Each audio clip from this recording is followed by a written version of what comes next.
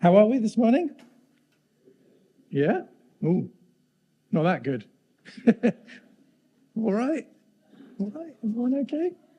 Yeah, we're all right. Good, we're all right.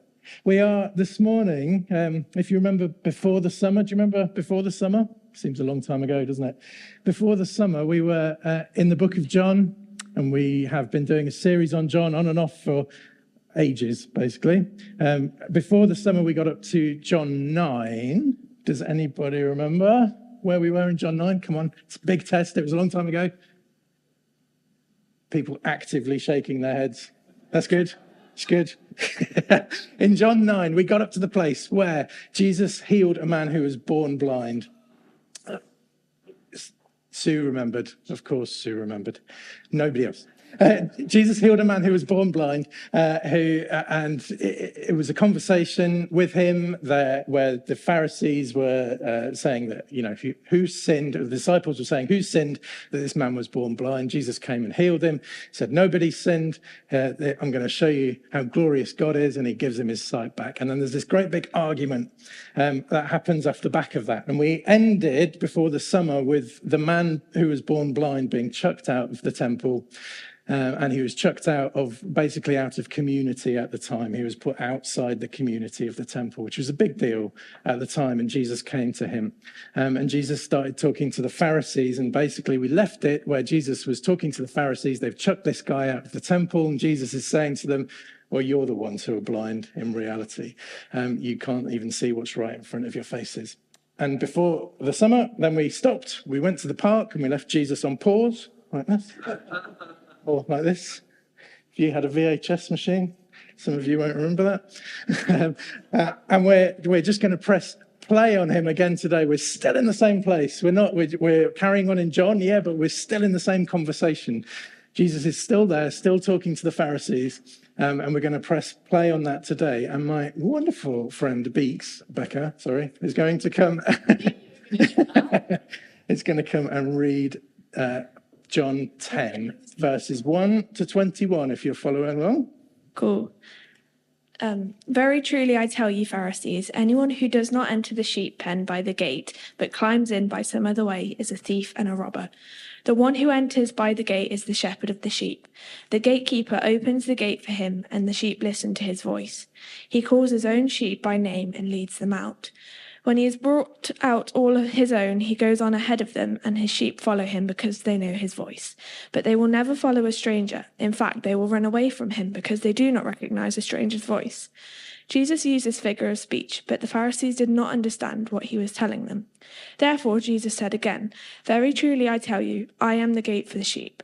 All who have come before me are thieves and robbers, but the sheep have not listened to them. I am the gate. Whoever enters through me will be saved. They will come in and go out and find pasture.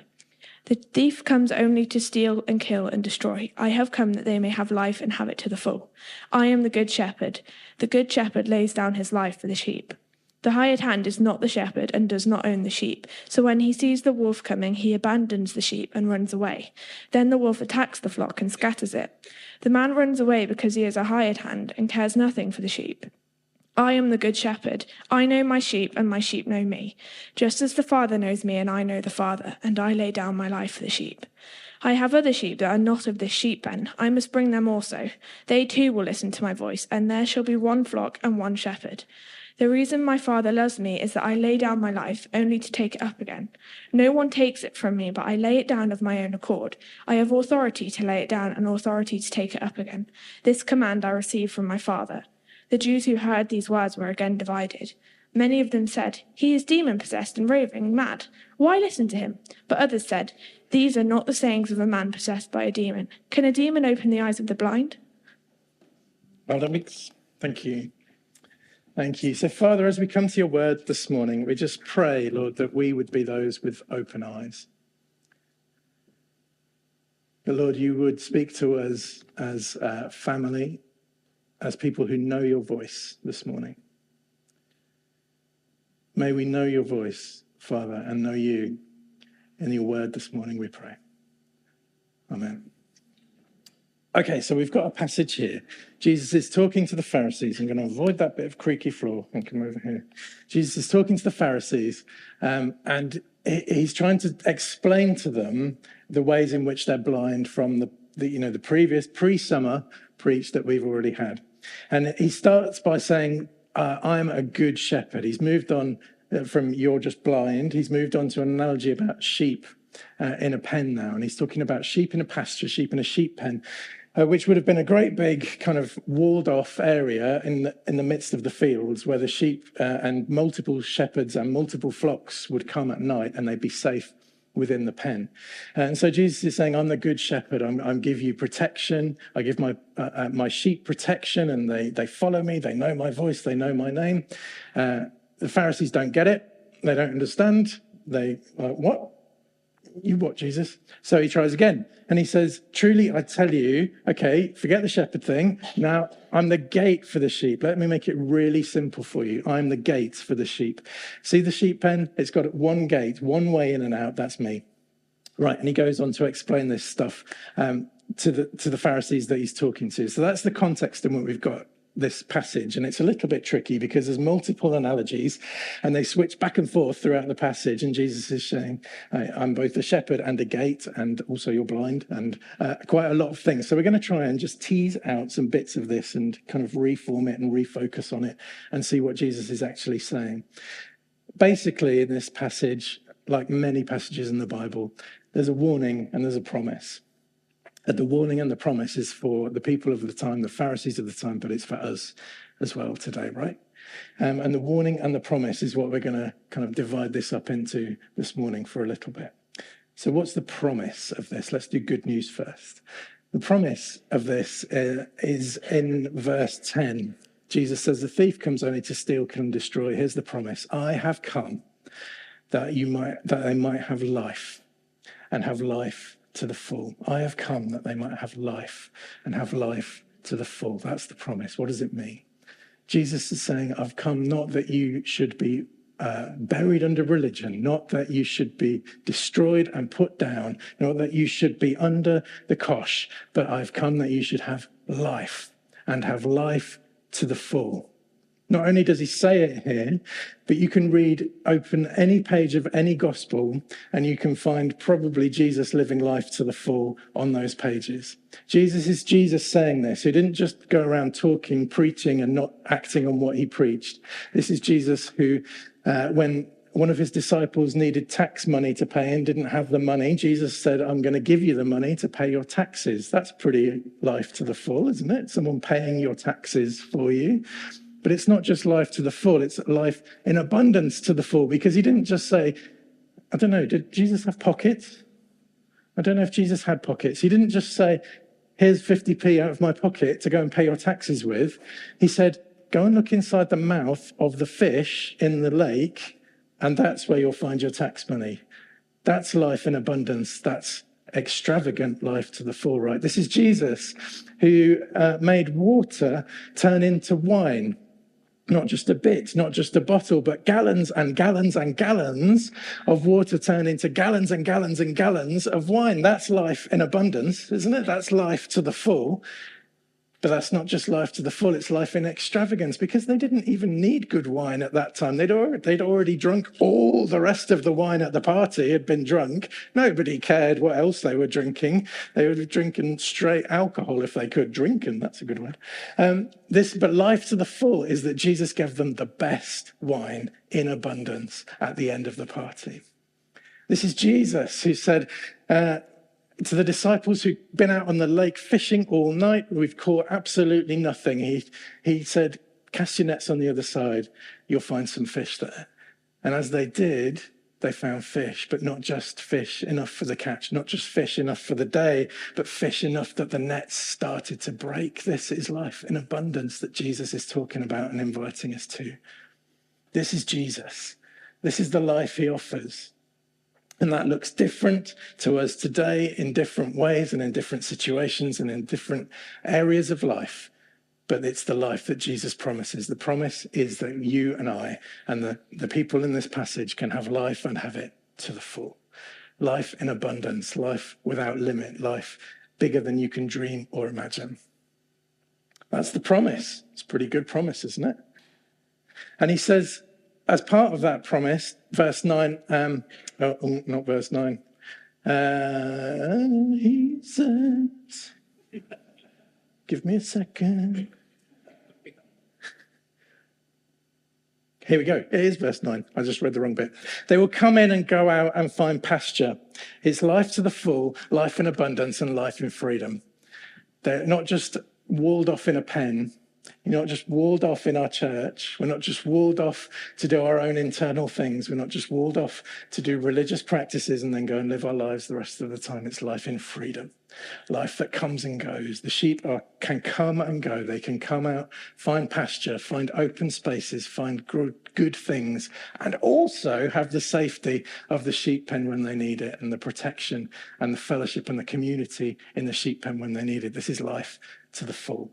This is the promise of Jesus in this passage. So what's the warning? The warning is you can lose this. The warning is you don't have to have this. The warning is it doesn't take a lot, actually, for you to not have life to the full. Look at verse 1. Very truly, I tell you, Pharisees, anyone who does not enter the sheep pen by the gate, and we know that later on Jesus says, I'm the gate. So anyone who comes in not in the name of Jesus, not through Jesus, is a thief and a robber. And he says later on, the thief comes only to steal and to kill and to destroy. Why does he say this? What's the difference? Let's look at it. A thief, what does a thief do? A thief comes when you're distracted and takes what's yours for themselves. A thief comes in the night to steal from you, to take what's yours. And we can think about that in our modern context quite easily, can't we? There are so many things to be distracted by. There's so many things in my house to be distracted by, right? I pick up my phone, I don't know, I dread to think how many times a day, out of pure habit, just look at it. I see, all our young people doing the same thing. I see all our middle-aged people doing the same thing. The only person who doesn't pick up his phone ever is my dad, even when it rings. There's so many things to be distracted by in life. And while we're being distracted by this stuff, and of course there's nothing wrong with having a phone and there's nothing wrong with having stuff around your house, but while we're being distracted, if we're not careful, we can get into habits where the things of Jesus are stolen from us and life to the full is taken, and another week's gone by. And has your life looked like life to the full this week? I'm not sure mine has. Because I've been distracted by this stuff that is secondary important to the stuff that Jesus wants for me. It works.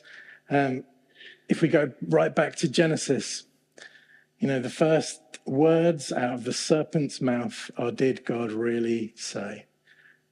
We can get distracted by things that are of secondary importance in faith. We can get distracted by arguing with people on Facebook about I don't know what. Are Hillsong songs right to sing in our church or not? Have you ever Googled, have you ever YouTubed Hillsong? You get a bunch of Hillsong songs and you get some American, usually, preachers saying, this is why we don't sing Hillsong in our church. It just winds me up. Do you know what I mean?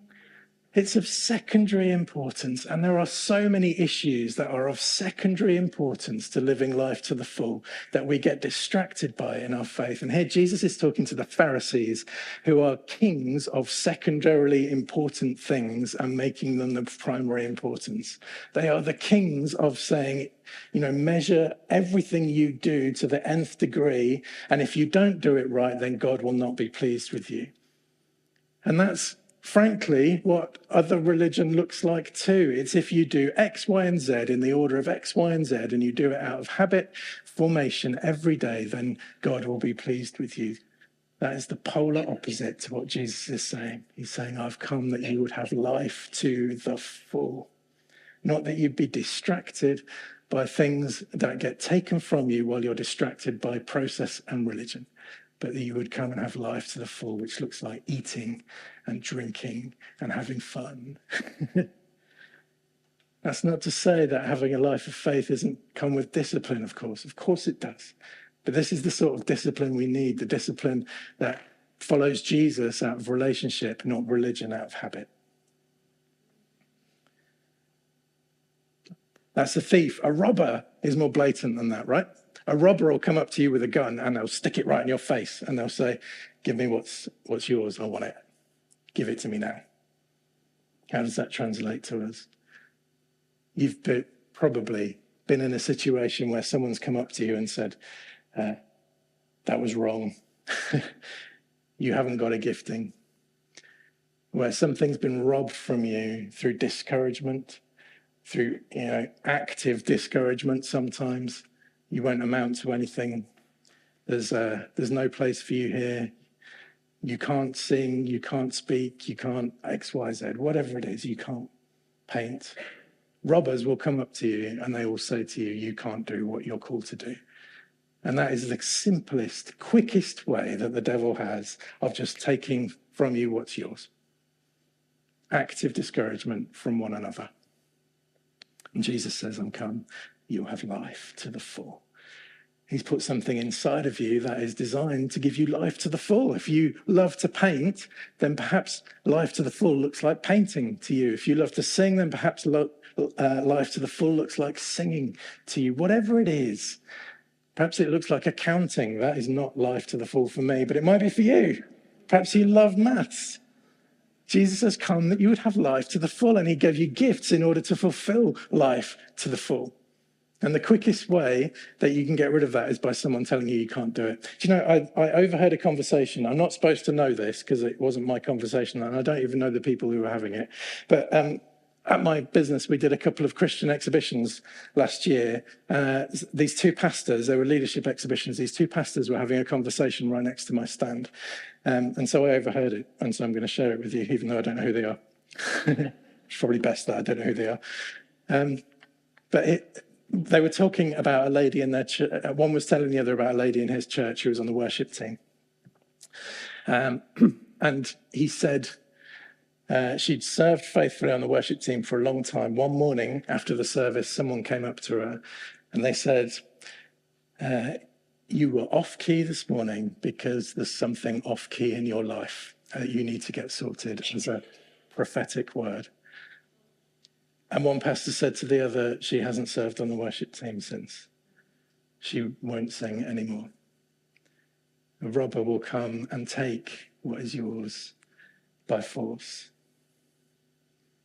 If that's you this morning, I'd love to pray with you later. It looks like secular stuff. It looks like church stuff sometimes as well. And when it looks like church stuff, it hurts more, I think. We want to break that and give life to the full. And there's one way to get from the warning state, from the kind of inactive state, wandering inside or outside this pasture on your own, without a flock, without a shepherd, to the promise of life to the full. And Jesus says it really clearly here. He says, I am the gate. There is one way through. I am the gate. Do you know what I've seen a rise of recently? I'm part of a few Facebook community forums around this area, which are 95% where people do or don't allow their dogs to foul.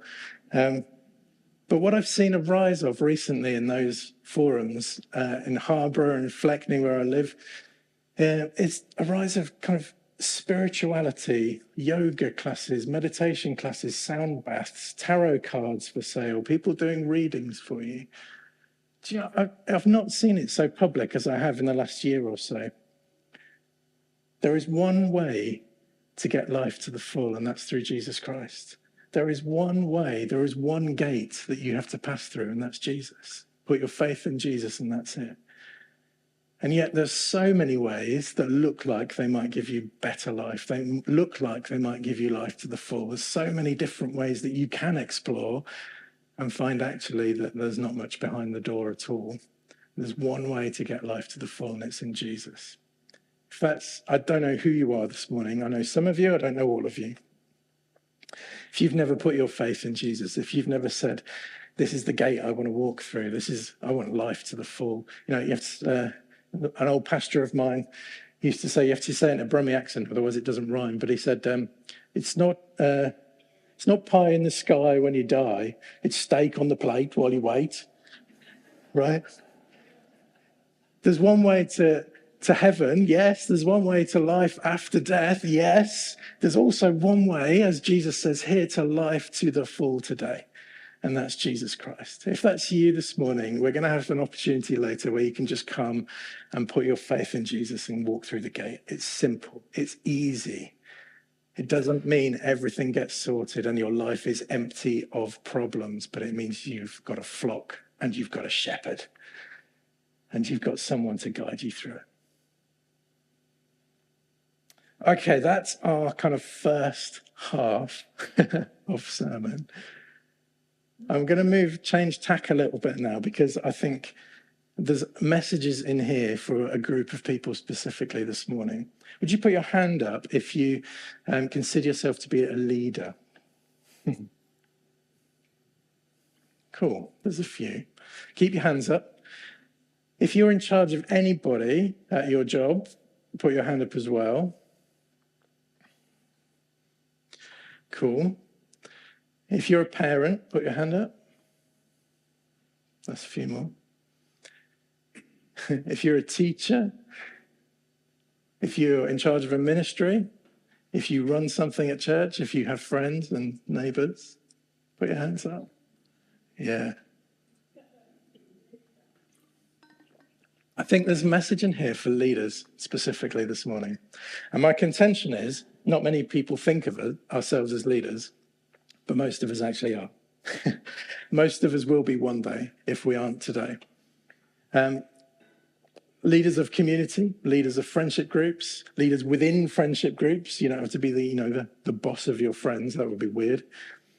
But if you're in a job where you have people under you, or you might have people under you one day, or if you lead a ministry, or if you feel like you're called to lead a ministry, if you think one day you might lead a ministry, if you think God's calling you into something one day where you might step up and do something for him, my contention is you're a leader, or you're going to be a leader. And so there's messages in here for us. I want to give you 4 quick things that I think as leaders would be wise for us to kind of dwell on and take away from this and try and be better at, frankly.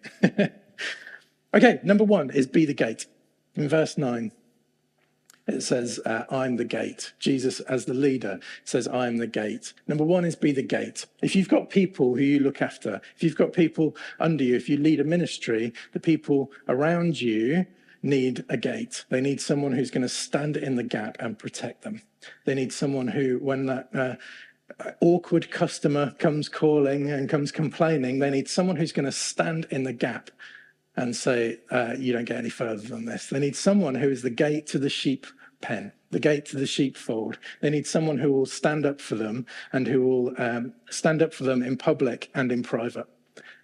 Number 1 is be the gate. Care about the people who you've been given. Care about them deeply. Protect them. Be the one way in and out. Don't let anything come and attack them, jumping over the walls, as Jesus says, thieves and robbers, that's how they come in. But be there for them and stand in the gap. Number 1, be the gate. Number 2, know your sheep. Know your sheep. Jesus says, my sheep know my voice, and that's why they follow me. There's nothing in here about a shepherd driving the sheep or having a sheepdog that pushes the sheep out of the pen. Jesus says, when I come to the pen, I get let in because the gatekeeper knows my voice in this mixed analogy. And then my sheep follow me because they know my voice. Know your sheep. Know your sheep and know who they are. And this times it's thought that shepherds would give their sheep names like we do with our pets. And so the sheep would have names and they'd be called and they'd know their names, like pets know their names, unless you're a cat who doesn't care. Or if you're an excellent dog, you know your name and you come when you're called because you're probably going to get something good like life to the full in the form of a biscuit or something, right? Jesus knows his sheep and he knows them by name and he calls them and they know his voice and they come. Know your sheep. Understand who they are, not in the context of how you know them, but understand who they are really under the surface. If you work with people, know them well. Don't just know them for what job they can do and what they can bring, but know them well. Know your sheep, know their name, know their personality, know what they like and they don't. Number 1, be the gate. Number 2, know your sheep. Number 3, know your shepherd. Jesus says, let me find it. Just as the Father knows me and I know the Father, I lay down my life for the sheep. What's the key to knowing your sheep and, understanding them and being the gate? Well, it's knowing the shepherd, knowing that you have a shepherd as well. You remember when the centurion said, I understand how I can be under authority to Jesus because I'm under authority myself. I have responsibility, and centurion has responsibility for about 100 soldiers. I have responsibility, and I understand that because I'm in the context of being under authority myself. This is the same thing. Know your sheep, but know your shepherd, because he's the one who gives you the ability to lead. He's the one who gives you the sheep to follow you. And he's the one who, when you trust him, you learn how to be a leader who can be trusted yourself. Number one, be the gate. Number two, know your sheep. Number three, know your shepherd. And number four, finally, look for ways to grow your flock. In verse 16, it says, I have other sheep that are not of this sheep pen. I must bring them also. They too will listen to my voice, and there will be one flock and one shepherd. Be inclusive, not exclusive in your groups. If you're running a ministry or a hope community or a group at work or a team at work, look for ways to include other people. Look for ways to grow. Be inclusive, not exclusive. There's nothing worse than being on the outside of a group of people who have an in-joke and you don't know it, right? Be inclusive, not exclusive. Be always looking to grow. Be always looking to add to your flock. Be the gate. Know your sheep. Know your shepherd. And look for ways to grow your flock. This whole passage, I'm going to finish with this. Jesus is talking to the Pharisees in the context of sheep and shepherds, and it's reflecting a passage in Ezekiel 34, which they would know off by heart. And it's all about how you've not been a good leader. Listen to this. This is what the sovereign Lord says. This is Ezekiel 34. Woe to you, shepherds of Israel, who only take care of yourselves. Should not shepherds take care of the flock? You eat the curds, clothe yourselves with the wool, and slaughter the choice animals, but you do not take care of the flock. You've not strengthened the weak, or healed the sick, or bound up the injured. You've not brought back the strays, or searched for the lost. You've ruled them harshly and brutally. So they were scattered because there was no shepherd. And when they were scattered, they became food for all the wild animals. Here's the promise. For this is what the sovereign Lord says. I myself will search for my sheep and look after them. As a shepherd looks for his scattered flock when he's with them, so I will look after my sheep. I will rescue them from all the places where they were scattered on a day of clouds and darkness. Love that line. I will rescue them from all the places where they were scattered on a day of clouds and darkness. Folk, this morning, it might be you who's scattered on a day of clouds and darkness when something hard has come and you've either refused to leave the sheep pen to go out to pasture, or you've gone out on your own, or you've been robbed of something and you're without a shepherd. Folk, if that's you this morning, I would love to just chat with you and pray with you, and so would some other people as we come to take communion. But if that's not you and you're a leader, then listen, people are scattered all over the place today. People are scattered all over the place because of clouds and darkness. You don't have to look very far to find clouds and darkness today, do you? You can look on a news website in 10 seconds and find clouds and darkness. You can look around your community and find clouds and darkness and people who are scattered and don't know where to turn. Folk, it's up to us to be the shepherds, to lead them to Jesus.